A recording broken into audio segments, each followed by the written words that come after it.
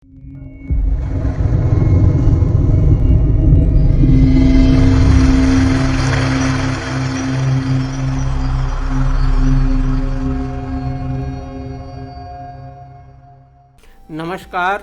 आप देख रहे हैं आई इंडिया और मैं हूं अविनाश चंद्र मिश्र।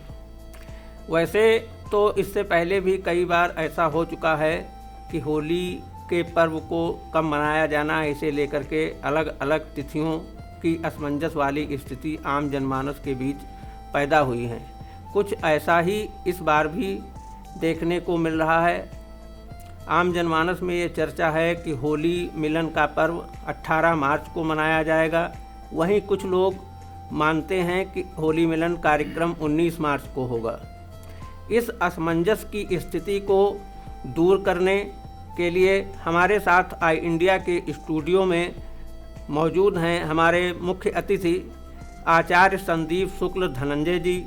हम इनसे जानेंगे कि होली मिलन का कार्यक्रम और होलिका दहन का क्या शुभ मुहूर्त है।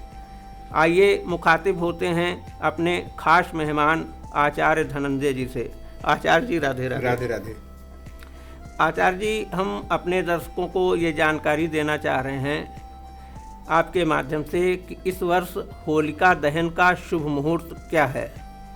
देखिए, होलिका दहन के विषय में यह जो है प्रचलन है निर्णय सिंधु आदि में कि पूर्णिमा तिथि हो, रात्रि का समय हो और भद्रा न हो, यानी भद्रा बीत चुका हो। तो ऐसी स्थिति अगर देखी जाए तो 17 तारीख को रात्रि 12:57 तक भद्रा लग रहे हैं। उसके बाद में होलिका दहन का शुभ मुहूर्त बन रहा है। क्योंकि अगले दिन पूर्णिमा मात्र जो है 11 बजे तक ही कुछ पंचांगों में है, जिसके कारण सिर्फ जो है 17 तारीख को ही रात्रि को 12:57 के बाद होलिका दहन का शुभ मुहूर्त माना जाएगा। आचार्य जी, ये आम जनमानस में इस बार असमंजस की स्थिति है कि होलिका मिलन कार्यक्रम जो होता है, रंगोत्सव जो मनाया जाता है, वो 18 मार्च को मनाया जाएगा या 19 मार्च को। इस पर हमारे श्रोताओं को आप अच्छी सी जानकारी प्रदान करें। देखिए, होलिका दहन में तो मुहूर्त देखा जाता है जी, जबकि रंगोत्सव में या होली मिलन में मुहूर्त का कोई भी महत्व नहीं होता है जी। अब पंचांगकारों ने या कि किन लोगों ने ये भ्रम की स्थिति उत्पन्न की, ये तो नहीं कहा जा सकता है, परंतु इसमें मुख्य रूप से जब प्रहलाद जी होलिका की गोद में बैठ करके और होलिका उनको जलाने के लिए बैठी थी और प्रहलाद जी अग्नि से बच गए थे भगवान नारायण की कृपा से, उसके बाद प्रहलाद जी को या होलिका दोनों में कौन बचा ये ढूंढने के लिए उस राख को खोजा गया। उसके कारण ही ये पर्व ढुरेरी बना, यानी ढूंढने के लिए ढुरेरी शब्द। और जब जो है राख में देखा गया प्रहलाद जी जीवित हैं, तो उसी राख को प्रसन्नतावश लोगों ने एक दूसरे के ऊपर उड़ा करके इस पर्व को जो है हर्ष के साथ में उल्लास के सहित मनाया। तब से यह, अब वो भस्म तो मिलती नहीं है या भस्म फेंकने का प्रचलन न हो करके प्रसन्नता का द्योतक अबीर गुलाल या विशेष रूप से जो हमारे जो है रंग बने होते हैं प्राकृतिक, उनसे जो है होली खेलने का पर्व होता है और उसी के बाद होलिका मिलन का समय माना जाता है। जी, तो आचार्य जी, इसका मतलब होली मिलन कार्यक्रम और रंगोत्सव कार्यक्रम 18 मार्च को ही मनाया जाएगा। जी हाँ, बिल्कुल। अच्छा, जी हाँ, 18 मार्च को पूर्णतया, इसमें कोई भी संशय की स्थिति नहीं बन रही है। 18 को ही रंगोत्सव एवं मध्याह्नोपरांत होलिका मिलन का समय सबसे अच्छा माना जाएगा। अच्छा आचार्य जी, हम ये जानना चाह रहे हैं कि होलिका दहन के बाद जो हो जाते हैं वहाँ लोग ग्रामीण एकत्र होते हैं एक जगह, उसके बाद उसकी कुछ आग अग्नि जो अवशेष उसे अपने घरों को लेकर के आते हैं। इसके पीछे मतलब क्या उद्देश्य है, क्या कथानक है?